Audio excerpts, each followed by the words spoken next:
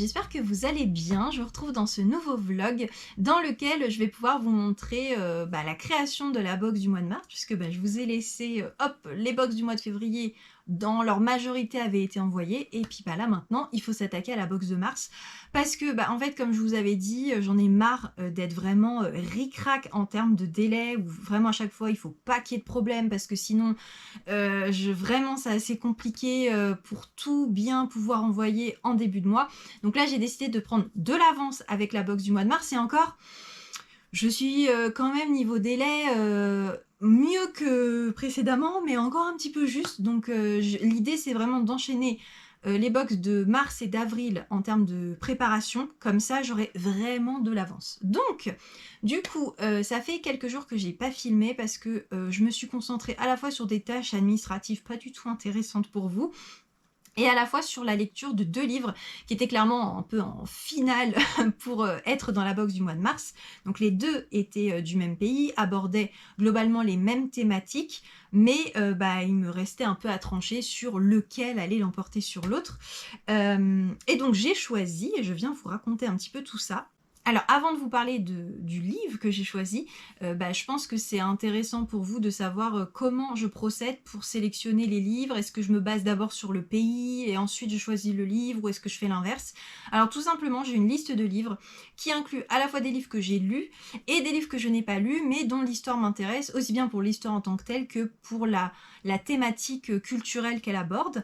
Et là pour le coup je fais clairement au feeling, c'est-à-dire que je regarde la liste et je me dis de quoi j'ai envie, en termes surtout de lecture, parce qu'en fait, soit je lis le livre que je n'ai pas lu, soit je relis le livre que j'ai lu, parce que souvent c'est des livres que j'ai lus il y a quelques années et je veux vraiment tout bien me remettre en tête, et puis être sûr, voilà, on n'est jamais, comme on dit, vaut mieux une deuxième lecture pour bien placer toutes les choses que je veux avoir en tête. Et là, clairement, c'est au feeling. Donc il se trouve que ce mois-ci, mon feeling m'a fait aller vers la Colombie, parce que en fait, il y a eu Chocolat amer pour le Mexique, qui est un incontournable de la littérature mexicaine d'aujourd'hui. Et pour la Colombie, il y a un livre aussi qui est assez incontournable, et je savais que je voulais vous le proposer assez rapidement, parce que c'est un livre qui m'avait beaucoup marqué quand je l'avais lu en 2021. Mais fallait que je le relise pour me faire une idée.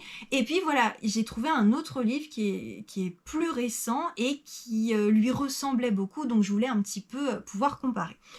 Sans surprise, finalement, l'autre livre, même s'il était bien, il n'a pas fait le poids, et donc j'ai décidé de choisir pour le mois de mars L'oubli que nous serons de Hector Abad, paru chez Folio. Ce livre, c'est le récit autobiographique de l'enfance et de la jeunesse de Hector Abad, qui est né en 1958, et donc il va raconter sa vie des années 60 aux années 80, la vie de sa famille, et ça va principalement se centrer autour de son père, qui était médecin et professeur d'université très très engagé pour l'amélioration des conditions de vie sanitaires, majoritairement dans les quartiers pauvres, parce que pour lui, ça servait à rien de soigner les gens si on n'allait pas traiter le mal à la source. Et donc, typiquement, c'est le cas de le dire, à la source, par exemple, rendre l'eau potable pour éviter toutes les maladies que les gens peuvent attraper en buvant une eau qui n'est pas propre, enfin, ce genre de choses. Et son papa, ça a été quelqu'un d'assez important en Colombie.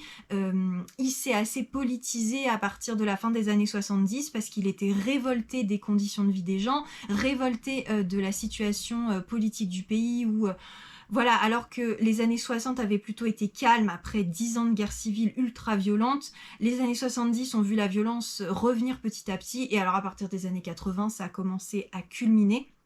Et il y a eu énormément d'assassinats d'étudiants, de professeurs, enfin, le pays vivait clairement dans la terreur, et il s'est beaucoup révolté contre ça, et malheureusement, il a fini par être assassiné en 87. Et je ne vous spoile rien parce que c'est dit dès le début, c'est dit dans le résumé. Et en gros, Hector Abad, il va raconter toute son enfance et sa jeunesse jusqu'à l'assassinat de son père, et on a vraiment une photographie de la Colombie de ces années-là. C'est hyper intéressant, et en gros ça oscille vraiment entre les tendres souvenirs d'enfance et la réalité du pays, qui est la montée de la violence jusqu'à son paroxysme. Et donc l'autre livre, il abordait exactement ces thématiques-là, enfance, violence, mais voilà, L'oubli que nous serons, il est clairement au-dessus, parce que Alors, ce qui m'a fait aller peut-être un peu pencher vers l'autre, c'est qu'il était quand même beaucoup plus accessible, beaucoup plus grand public. Celui-ci, il est assez exigeant, je trouve, en termes de lecture, de la façon dont c'est rédigé, écrit, les réflexions qu'il peut y avoir derrière, dans ce que ça dénonce également. Mais je trouve que c'est important aussi pour moi de présenter des ouvrages qui soient exigeants. Et voilà, d'un mois sur l'autre, parfois proposer des livres plus grand public, parfois des livres un petit peu plus pointus, parce que je trouve que ça fait partie aussi de l'enrichissement culturel et de pouvoir permettre à des personnes qui ne se seraient pas naturellement dirigées vers ce livre de le lire, parce que voilà, il est clairement en deux parties. La première, où voilà, on est dans les souvenirs d'enfance, c'est mignon, c'est très descriptif, alors c'est sûr qu'il faut adhérer, mais alors la deuxième partie, ah bah ça monte crescendo, et moi ça m'a vraiment vraiment émue à nouveau, parce que j'avais été très émue la première fois, et voilà, juste c'est une évidence, je vais choisir ce livre, et donc je vais pouvoir commencer à me plonger sur toute la conception de la box. Ça va donc commencer par la commande du livre et de la gourmandise au fournisseur, parce que c'est ça qui, en termes de délai de mise en route de la commande, est le plus long.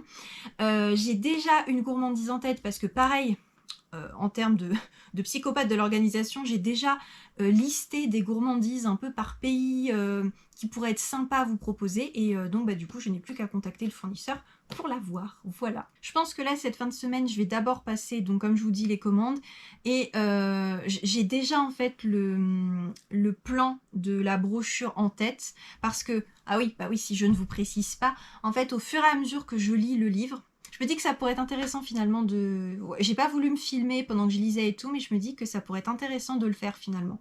Bon, je verrai ça pour une prochaine box. En gros, au fur et à mesure de ma lecture, je prends des notes. Donc c'est des lectures qui sont assez longues et fastidieuses. Et je vais noter tous les éléments où je perçois qu'ils pourraient être intéressants à être développés dans la brochure. Donc là, c'est vraiment un ressenti tout à fait personnel. Je pense que d'autres personnes ne noteraient pas forcément les mêmes choses. Mais en fait, là, c'est un peu ma formation de chercheuse littéraire qui entre en jeu, parce que c'est mes études, hein, concrètement, où quand je lis un livre, bam, bam, bam, mon cerveau, il voit déjà comment je peux développer ça, intro, développement, conclusion, et voilà, et donc je vais noter tout ça.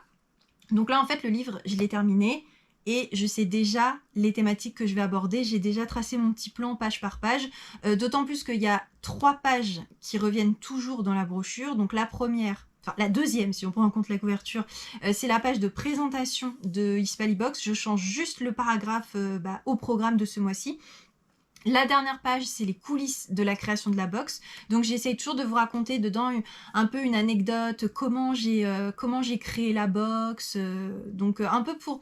Je fais ça un peu pour personnaliser, que ça soit pas totalement déshumanisé, et que quand vous achetez la box, vous voyez qu'il y a vraiment un être humain derrière, une vraie personne, et qui a mis tout son petit cœur, et qui... Voilà, c'est pas du business, c'est pas je vous ai choisi ce livre, machin, qu'il y a un vrai travail derrière pour vous permettre d'avoir cette brochure et cette box. Et une autre page où là ça varie d'un mois à l'autre, mais globalement c'est pour vous présenter le reste de la box en termes de papeterie ou de gourmandise. Parfois l'un des éléments va avoir sa propre page parce que j'ai beaucoup de choses à dire dessus, mais généralement c'est sur la même page, et toutes les autres, là je vais développer les thématiques culturelles. Et donc là clairement les thématiques culturelles, va pas y en avoir 15 000.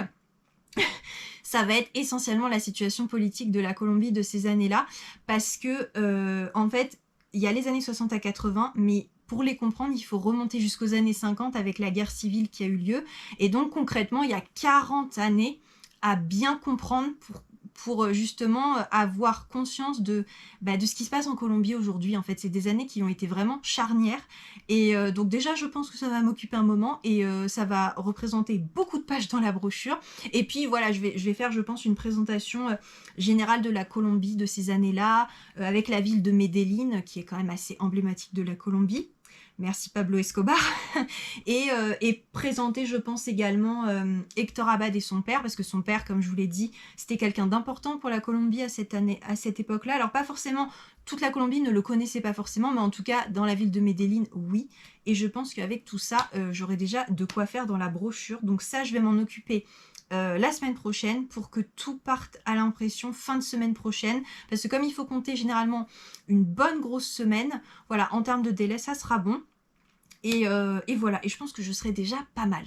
Dernière chose dont je voulais vous parler aujourd'hui, j'ai passé une commande, alors à titre personnel, mais je vous ai dit que quand ça concernait le monde hispanique, je vous en parlais pour des fois que ça vous intéresse. Donc c'est une commande à une illustratrice mexicaine qui est installée en France, qui s'appelle Ruth Morelos, je le prononce à la française, avec qui j'ai un petit peu échangé sur Instagram, et c'est vrai que j'admire vraiment beaucoup son travail, et donc là elle a sorti une collection qui était en lien avec l'amour, vu qu'il y a la Saint-Valentin qui approche, et donc j'ai totalement craqué pour cette carte Amorcito Corazon, attendez parce que je ne vois pas, ça s'est encore mis en veille, voilà, que je trouve vraiment magnifique, et elle est vraiment beaucoup trop gentille parce que du coup, comme on échange pas mal, je lui avais dit que j'avais beaucoup hésité avec celle-ci et elle me l'a gentiment offert, donc vraiment un grand merci à elle si elle passe par là. Donc là on est sur Amor avec le papel picado qui est assez typique de la fête des morts, et voilà, je trouve ça beaucoup trop joli, donc n'hésitez pas à aller sur son site. Elle met très souvent de nouvelles cartes ou des affiches en ligne. Et elle m'a aussi envoyé cet adorable petit autocollant. Voilà, donc un grand merci à elle.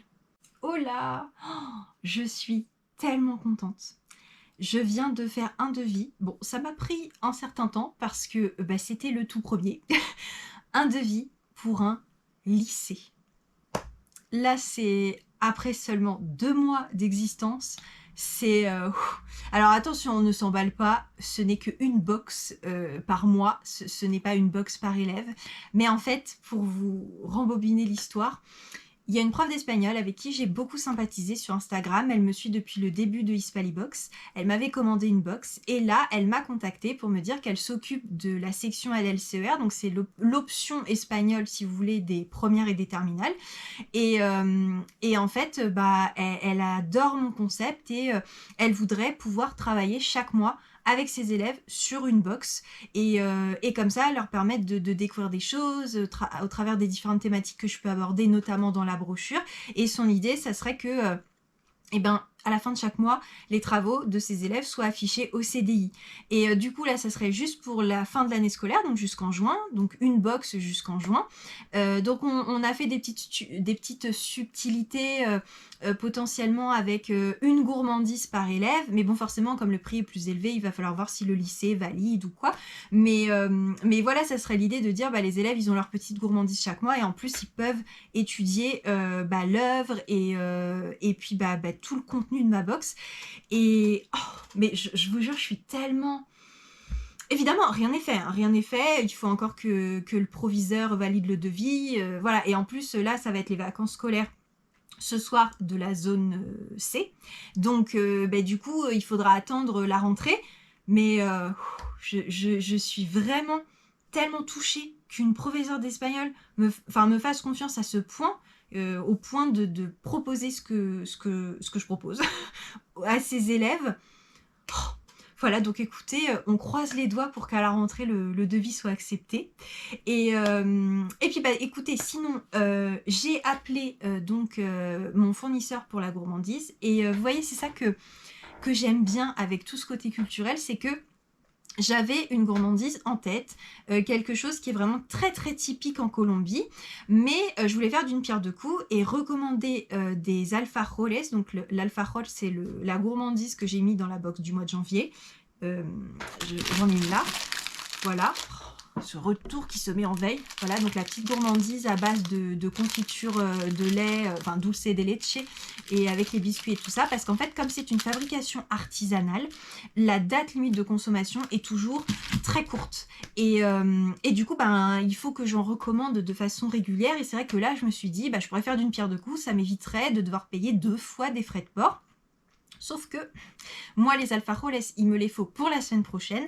Et la gourmandise que je veux pour la Colombie, le fournisseur ne l'a plus. Enfin, je veux dire elle, parce que c'est une femme. Elle ne l'a plus. Il faut qu'elle en recommande. Donc, c'est totalement dans les délais pour la box de mars. Mais là, moi, ça m'embête avec mes alfajores.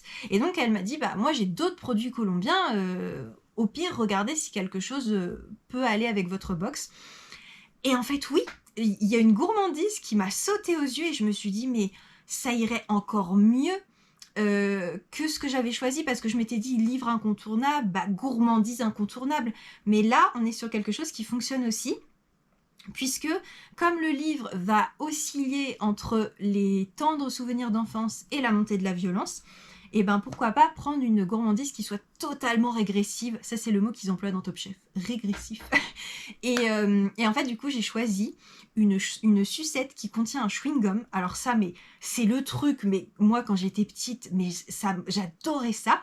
Et du coup, bah, il y avait des goûts auxquels nous, en France, on n'est pas du tout habitués pour des bonbons.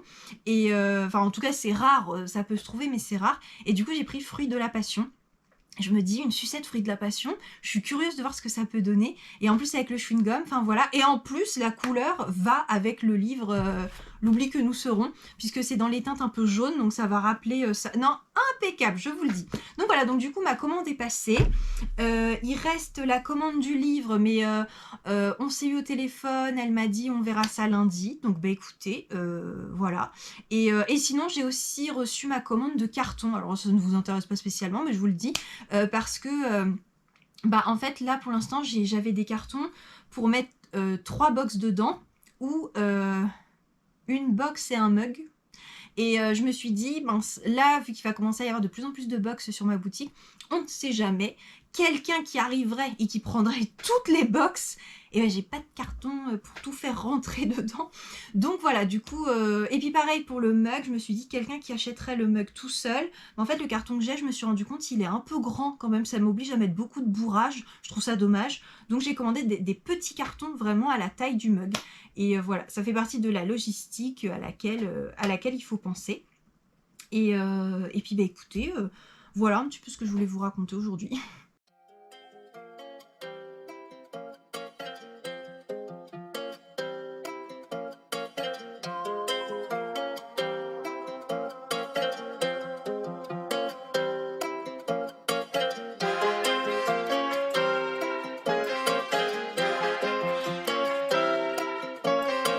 Enigma. Hey, yo, Z, what you telling them?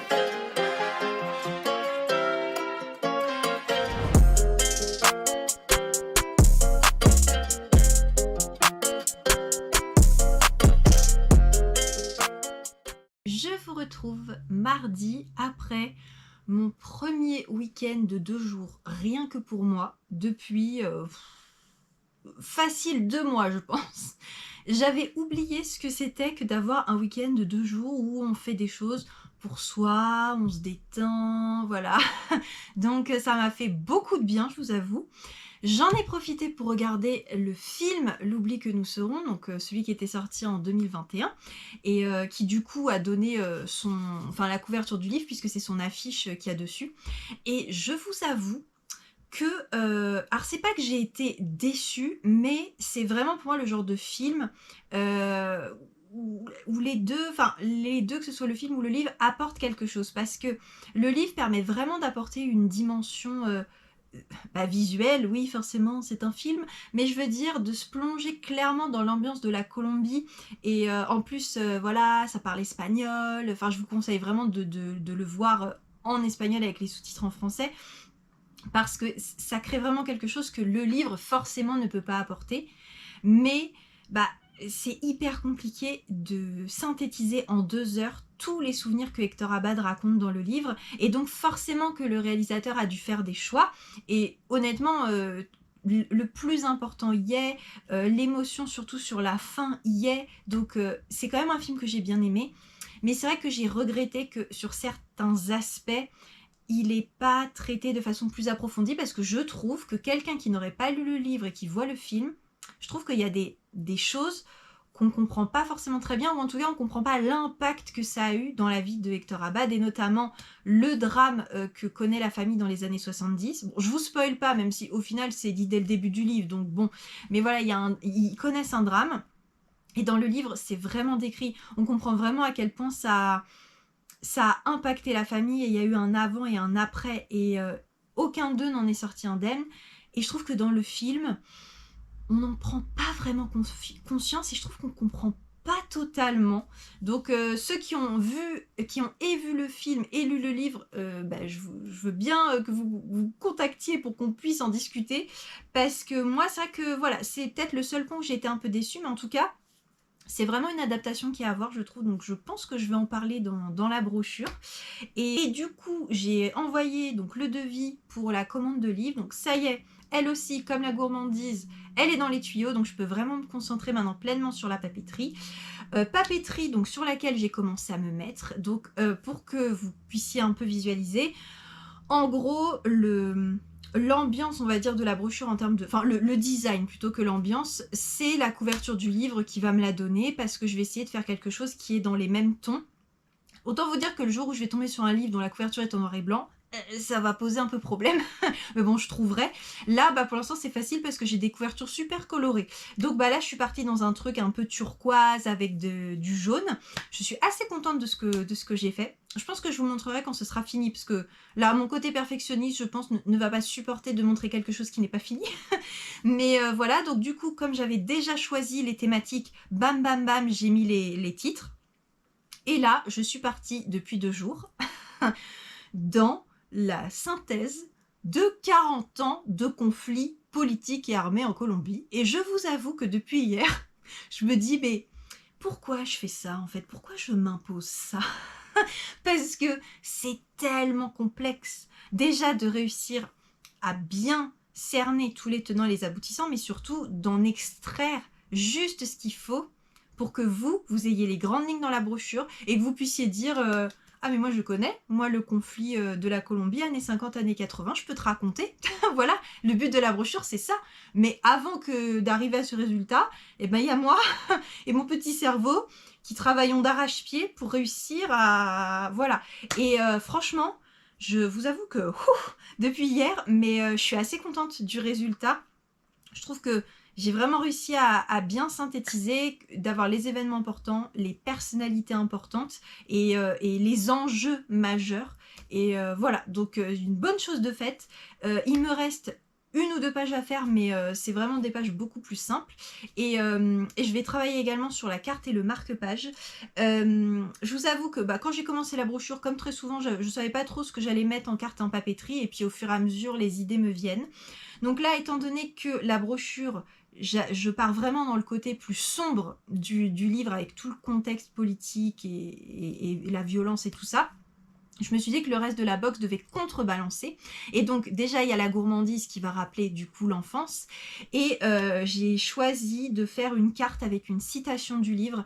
Une citation qu'à la base, j'ai relevée pour moi, à titre personnel, parce que je la trouvais super jolie. Et je me suis dit qu'en fait, elle allait parfaitement avec l'esprit que je voulais donner à la box, de cet équilibre entre les 2 thématiques. Et puis pour le marque-page, j'ai pas encore tout bien en tête, mais les marque-pages, c'est toujours comme ça. Hein. Depuis le début, j'ai les couleurs en tête. Et puis, je me laisse porter par ma créativité. Je m'y mets, je me dis, ah, je vais faire ci, je vais faire ça. Donc, je me fais pas trop de soucis. Je vais réussir à pondre quelque chose.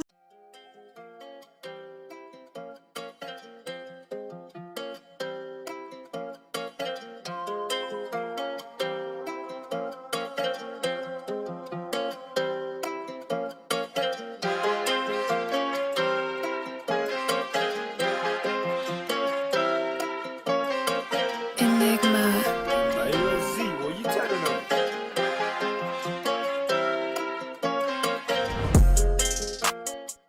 Oh là, je vous retrouve pour clôturer ce vlog qui, je le crains, va être un petit peu long.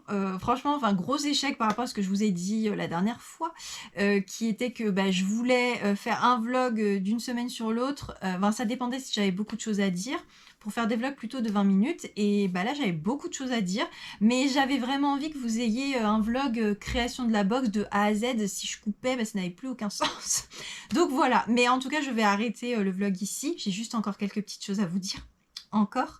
Déjà, je voulais rebondir sur l'image que vous avez vue là à l'instant, qui est le magazine Vocable. Donc Vocable, c'est un magazine qui permet d'améliorer son espagnol. Donc clairement, je ne l'ai pas pris pour ça, mais je l'ai pris par rapport à tout le côté culturel qu'il apporte, parce que en gros, donc il existe en anglais, en espagnol et en allemand. Et donc en fait, ça va vous sélectionner des articles de la presse, en l'occurrence la hispanophone, et ça vous permet donc à la fois de suivre l'actualité de ces pays, de découvrir des choses culturelles et d'améliorer votre espagnol, puisque en gros, que je vous montre un exemple. évidemment. Voilà, bah en gros, vous avez... Oh, ça se met en veille, c'est agaçant, voilà. Vous avez un article où en fait tout est écrit en espagnol et vous avez beaucoup de vocabulaire surligné et traduit en bas, donc ça vous permet de suivre. Et moi, à titre personnel, je trouve ça très très enrichissant d'un point de vue culturel, sociétal. Voilà, j'aime bien feuilleter ça devant la télé le soir. Donc franchement, je vous invite à vous abonner. C'est 6,40 € par mois, mais moi, c'est vrai que j'ai bénéficié des soldes. J'ai fait ma petite maline, c'est que j'ai vu qu'ils avaient une super offre au moment des soldes. Je sais plus à combien me revient le magazine, mais c'était hyper intéressant. Donc voilà, guettez peut-être, parfois ils font des offres assez sympas. Et si vous voulez améliorer même votre anglais, votre allemand, si vous parlez allemand, c'est voilà, je trouve ça très sympa. Je vous dis devant la télé, je feuillette, parce que aussi j'ai pas besoin d'être concentrée pour lire en espagnol, ça sera peut-être pas votre cas. Mais en tout cas, si vous voulez progresser un petit peu et apprendre des choses, je ne peux que vous conseiller de vous abonner aussi.